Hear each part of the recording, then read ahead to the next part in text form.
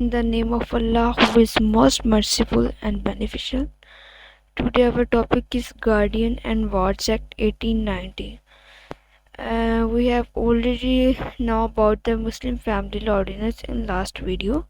So today we will discuss Guardian and Ward Act. It is very important to know about how to get custody of the child and how to get guardianship of the child.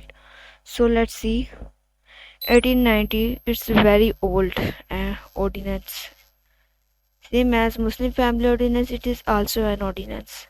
First of all, we will discuss in preliminary title, extent, commencement, saving of jurisdiction of courts, awards, Chartered High Court, definitions, power to confer jurisdiction on subordinate judicial officers and transfer proceeding to such officers.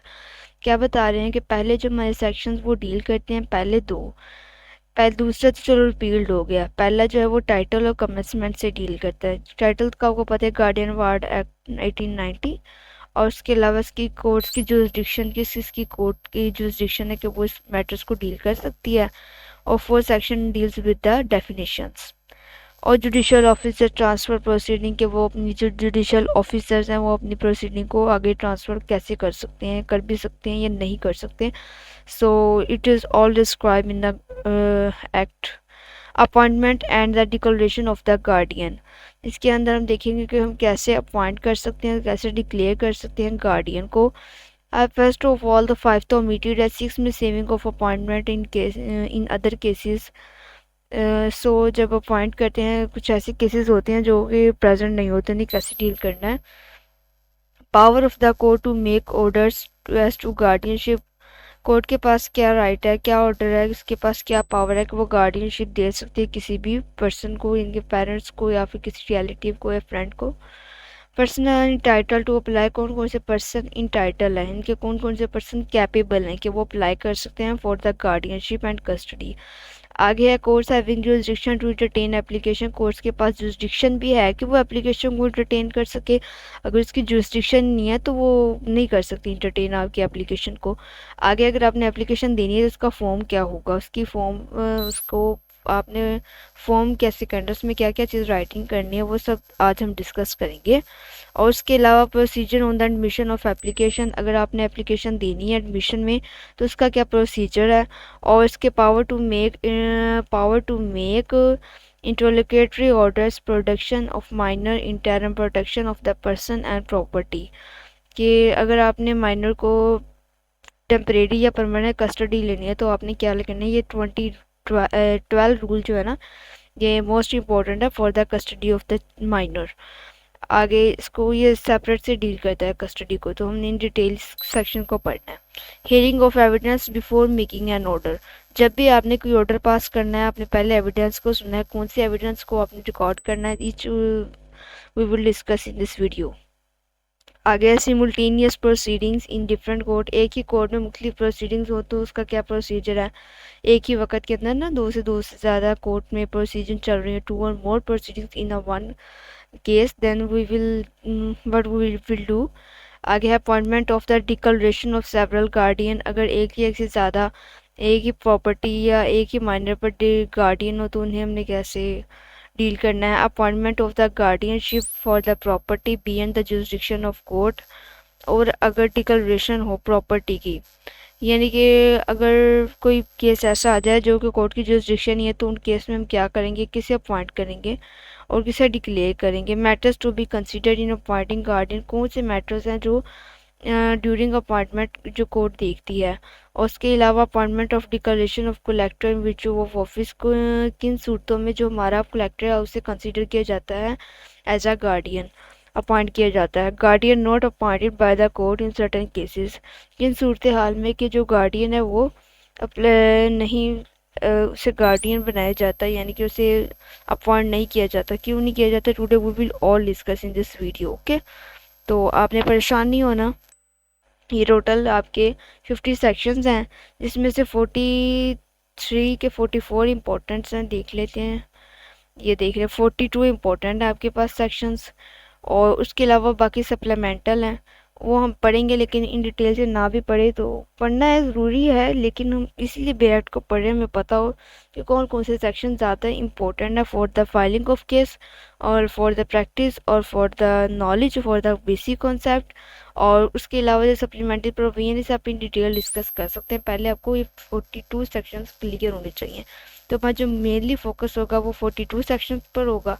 उसके अलावा ये sections अगर हम चाहें तो separate से deal कर ले, अगर ना भी चाहें तो हम आज ही इसी वीडियो में कुछ ट्राई करेंगे कि इनको भी आज ही डील कर लें, ठीक है। तो फर्स्ट ऑफ ऑल हम क्या पढ़ रहे थे, गार्डियन ऑफ प्रॉपर्टी। अगर आपने प्रॉपर्टी की गार्डियनशिप लेनी है, ठीक है, अगर आपने प्रॉपर्टी का गार्डियन बनना है तो उसके लिए क्या रिलेशनशिप है, क्या तरीकाकार है, उसके ड्यूटीज़ ऑफ गार्डियन बयान की गई है, पावर ऑफ गार्डियन की क्या है, उसके ऊपर लिमिटेशन क्या है, और उसके अलावा वॉइडेबिलिटी कन्वर्सेशन ये 28-29 में बताया गया है कि उसके ऊपर क्या चीज़ें हैं कि वो अगर ट्रांसफ़र कर दे तो वो वॉइड कंसिडर किया जाएगा। और उसके अलावा practice with the respect permitting transfer, और उसके अलावा किन चीज़ों में से परमिशन दी जाती है कि वो ट्रांसफ़र कर सकता है गार्डियन किसी को। ये सब कुछ हमने इस वीडियो में आज इंशाल्लाह पढ़ लेना है। Power to award remuneration for auditing account, अगर उसको रिमोनरेशन भी दिए जाते हैं ना अवार्ड को, जो हमारा गार्डियन होता है उसको अगर वो अवार्ड की क्लियर करता है तो उसको कुछ अगर रिमोनरेशन भी दिया जाए तो वो कोर्ट डिसाइड करती है। Suit against guardian with administration bond as taken, और अगर कोई ऐसा काम हो जाए जो कि अगेंस्ट एडमिनिस्ट्रेशन है तो उसके अगेंस्ट सूट फाइल करना हो तो क्या होगा। General liability of the guardian as a trustee, और गार्डियन को एज अ ट्रस्टी जब बनाया जाता है, लाइबिलिटी उसकी पर क्या लाइबिलिटी राइज होगी अगर वो अपनी रिस्पॉन्सिबिलिटी को फुलफिल ना करे।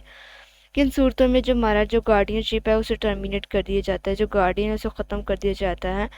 उसके rights and serve among the joint guardians, removal of the guardian, discharge of the guardian, cessation of authority of the guardian, यानी कि बाज़ दफ़ा वो रिमूव हो जाता है जब कोर्ट करती है, डिस्चार्ज होता है जब उसकी जो रिस्पॉन्सिबिलिटी है वो कंप्लीट हो जाती है, cessation of authority of guardian, उसकी जो अथॉरिटी है वो सीजाइज हो जाती है, यानी कि वो ख़त्म हो जाती है। Appointment of successor, death, discharge और रिमूवल, अगर अपॉइंटमेंट के दौरान सक्सेसर हो जाए, यानी कि उस विरासत के बाद कह ले कि वो मर जाए या फिर उसकी डिस्चार्ज हो जाए, उसकी जो रिस्पॉन्सिबिलिटी गार्डियनशिप तक टाइम तक वो ख़त्म हो जाए, ये रिकॉर्ड रिमूव का इन केसेस में क्या होगा और कैसे होगा, कैसे फिर वार्ड को डील किया जाएगा, तो हमने आज इनको डील करना है। उसके अलावा गार्डियन ऑफ द पर्सन है, ये हमारा 24 to 26 सेक्शन डील करते हैं।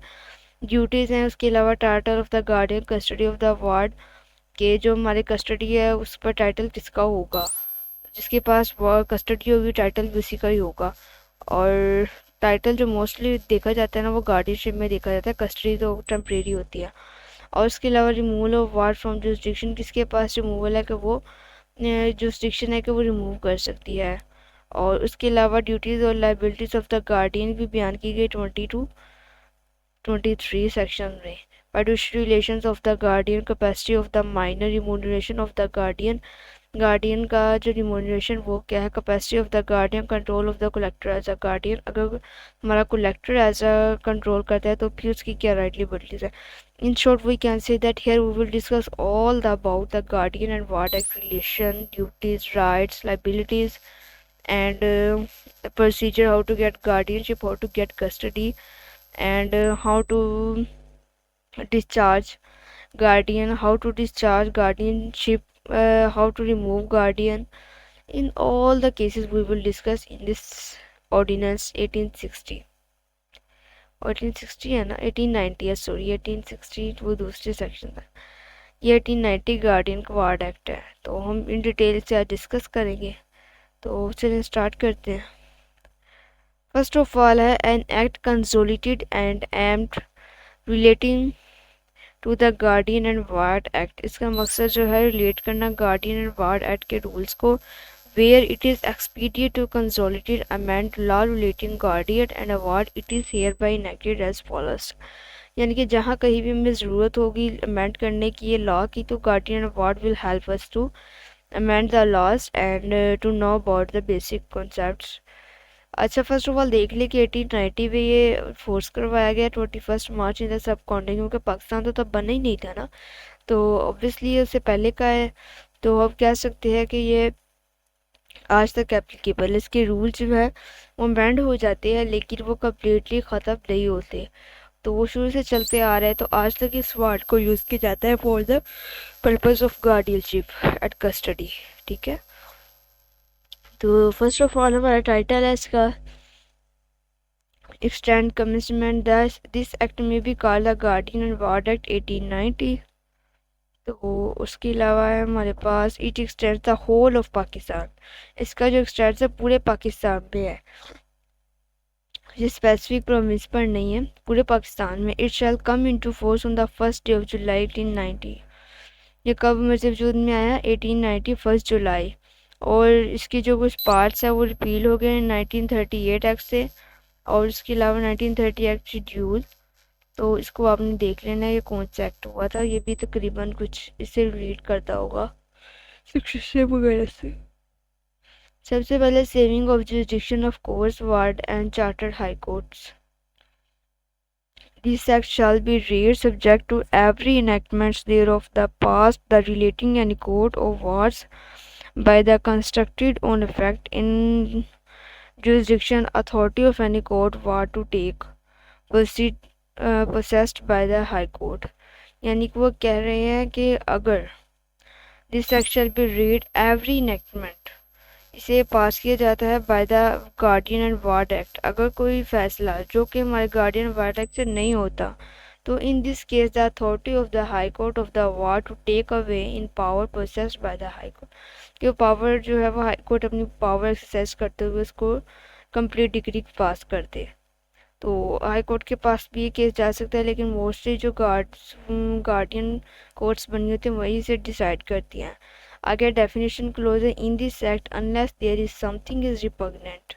इसमें कोई भी चीज़ उस वक्त तक नहीं रिपग्नेंट होगी इन दिस सब्जेक्ट कॉन्टेक्स्ट जब तक कोई यानी कि कोई और नहीं अल्लाह पर वेल ना कर जाए। आगे हम माइनर की डेफिनेशन को देख लें। Minor means a person who under this provision of majority act 1875 is deem to have been attained his majority. यानी कि जो हमारे 1875 का जो एक्ट है ना, जो उसके अंदर बयान है वही एज ऑफ मेजोरिटी कंसिडर की जाती है। और वो आई थिंक लड़कियों के लिए 16 साल है, लड़कों के लिए 18 साल है। और मोस्टली जो एज है ना वो इस एक्ट के अकॉर्डिंग वो मेरे ख्याल से 21 साल है। 21 साल तक बच्चे को माइनर कंसिडर किया जाता है, 21 साल के बाद वो एज अ कंसिडर मेजर हो जाता है। और उसके अलावा guardian means a person having the care of the person. Guardian का मतलब है वो पर्सन जिसने केयर करनी है पर्सन की और उसकी प्रॉपर्टी की, ऑफ हिज प्रॉपर्टी और ऑफ हिज बोथ, या दोनों की, और पर्सन और प्रॉपर्टी की, उसके पर्सन की भी और प्रॉपर्टी की भी। Ward means a minor for whose person और प्रॉपर्टी और वो देयर इज अ गार्डियन। यानी कि वार्ड वो पर्सन है जिसको ज़रूरत है, ठीक है। गार्डियन वो है जिसने केयर करनी है, जिसकी करनी है वो वार्ड है, ठीक है। उस जिसकी पर्सन और प्रॉपर्टी और both in a guardian is a guardian, इसकी गार्डियनशिप उसने करनी है वो वार्ड है। माइनर वो है जिसकी एज जो है वो 18 years, less than 18 years to 21 years है। District court has a meaning assigned the expression of court civil procedure code and include high court in the exercise of ordinary original civil jurisdiction। कि कह रहे हैं कि district court के बाद अगर jurisdiction है ना वो हमारी सीपीसी के अकॉर्डिंग वो जुरिस्डिक्शन है हमारी हाई कोर्ट के पास, कि वो अगर अपील फाइल करना चाहे तो सिविल जुरिस्डिक्शन को देखते हुए वो हाई कोर्ट में भी अपील कर सकते हैं। This court means the district having jurisdiction to entertain an application, कि जो सिविल डिस्ट्रिक्ट कोर्ट है वो क्या करेंगे अपनी जुरिस्डिक्शन को एक्सरसाइज करते हुए एप्लीकेशन को एंटरटेन करेंगे अंडर दिस एक्ट, इस एक्ट के अंदर रहकर, अंडर अपॉइंटिंग और declaring person to be guardian, कि कोई भी पर्सन जो है उसे गार्डियन अपॉइंट कर दिया जाए। फर्स्ट ऑफ ऑल आपने डिस्ट्रिक्ट कोर्ट को एप्लीकेशन देनी है, किसे देनी है? डिस्ट्रिक्ट कोर्ट को। According to the this act जो प्रोसीजर्स में यहाँ बताया जाएगा, और उसके अलावा under the guardian ward act के अकॉर्डिंग अंडर आपने ये डिस्ट्रिक्ट कोर्ट में एप्लीकेशन मूव करनी है, उसके बाद आपके पास राइट है कि अपील के लिए हाई कोर्ट जा सकते हैं। ठीक हो गया, तो आगे बी सेक्शन पढ़ लेते हैं इसका। Where a guardian has been appointed, जब गार्डियन को अपॉइंट कर दिया जाता है, declare in a pursuance of in such application, तो इन सूरत हाल में, ऐसी सूरत हाल में, the court of officers who appoint और declare the guardian in this act deem to have appoint, इस सूरत हाल में जो भी गार्डियन अपॉइंट किया जाता है, डिक्लेयर ऑफ द गार्डियन और गार्डियन बना दिया जाता है, in any matter the court officers who appoint और डिक्लेयर गार्डियन, इनके सूरत हाल को देख के इस एक्ट के तहत, इस ऑर्डिनेंस के तहत जो गार्डियन है वो अपॉइंट कर दिया जाता है, in any matter relating to the person of ward district court having jurisdiction in place where the ward for the time being ordinary resides, यानी कि डिस्ट्रिक्ट कोर्ट जो है ना वो वही डिसाइड करेगी जहाँ के जो वार्ड की रेसिडेंस है, जहाँ हमारा जो वार्ड है वो रह रहा है, यानी कि जो बच्चा है, ये जिसको रखना है ना, जिसकी गार्डियनशिप लेनी है, तो वो वही डिस्ट्रिक्ट कोर्ट डिसाइड करेगी जहाँ उसकी रेसिडेंस है।